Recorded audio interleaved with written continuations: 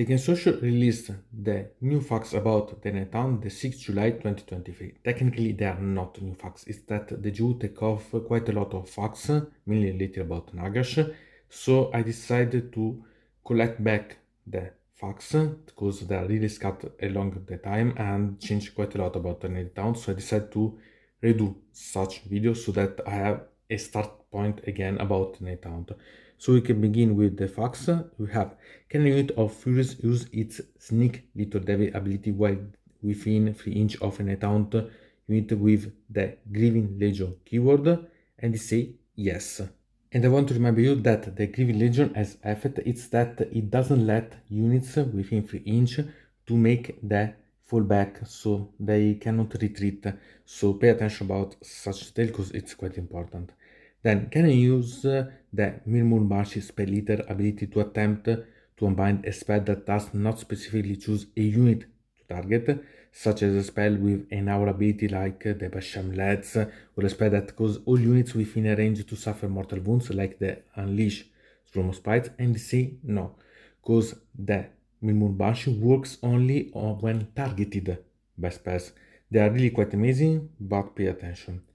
Again, about the Mirmurbashi, it's the spell leader ability to dispel end spells, do the effect of that end spell applied before it is dispelled, and say no. So it means that you are able to dispel it before suffering from it, and this it's a good way to use the Mirmurbashi as a can say a screen, a protection from the end spells eventually.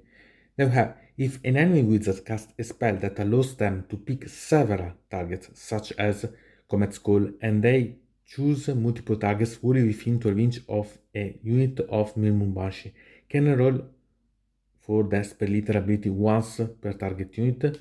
No, you can only roll once per spell cast, and I think that it's good that there is. In a way, it would be dispelling in a way the cast, so it's not a problem at all. Then we have, that is really quite interesting, and it's about the Dreadblade Arrow.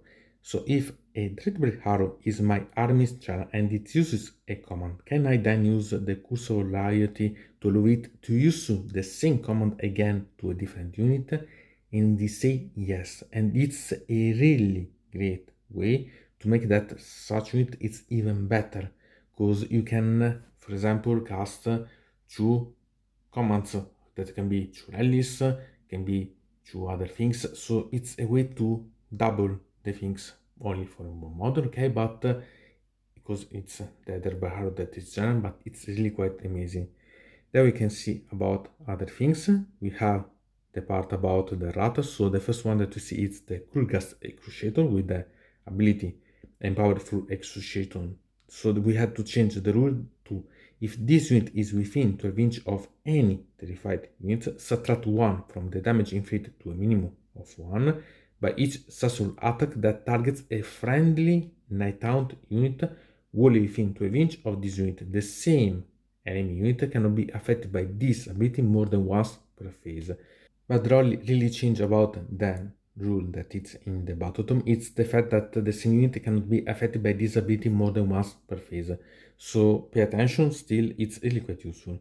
Then we have about again the double arrow with the curse of reality that we have to change the rule to once per battle round. If your general has the Nighthaunt keyword and use a command, this unit can use the same command in the same phase without a command point being spent.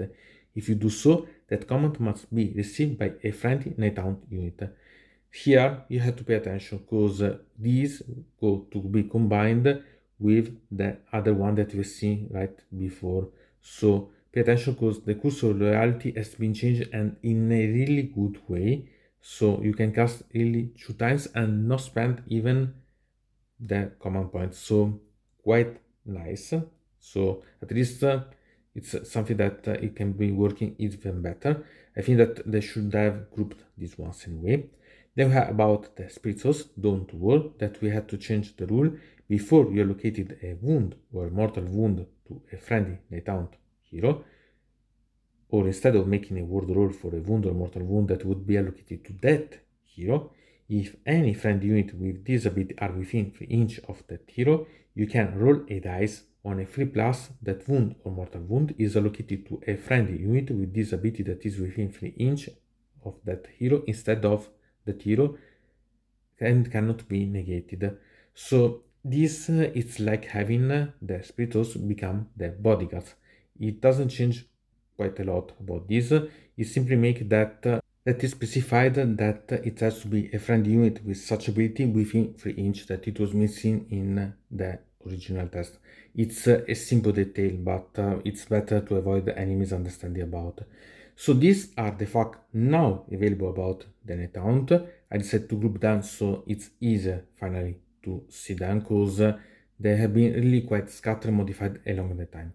Anyway, from Dino Mode it's everything. I invite you to put a like on this video, to subscribe to the channel, to ring the bell, and to comment this video if you are interested in something about this video or you want to suggest me some arguments for other videos. I hope to see you again to the next time.